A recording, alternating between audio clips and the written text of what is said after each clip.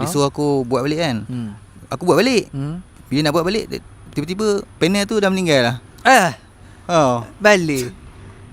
Dalam cerita yang apa-apa yang dapat. Aku yang cerita dia bagus. Cuma kau kena olah balik. Faham.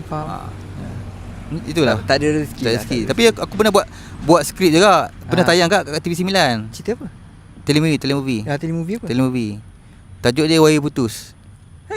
Skrip kau? Skrip aku. Tayang aku pergi pitching. Lulus pula. Aku pergi pitching kat TV3. Okey. Tu pengalaman aku. Pergi pitch. Cakap pun betul-betul kan. Tapi lulus lah. Ya. Sampai Dia tak tengok kau cakap apa. Dia nak tengok hasil yang kau buat tu lah.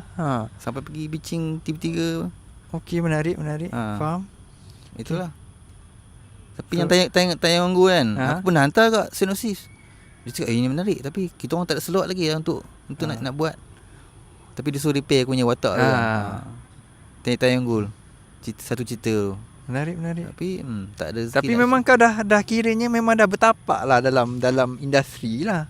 Kau dah ada skrip, pernah hantar skrip. Pernah tayang satu. Menarik. Biasalah tak rajin kan. Ya, faham. Kalau rajin memang aku full time lah skrip.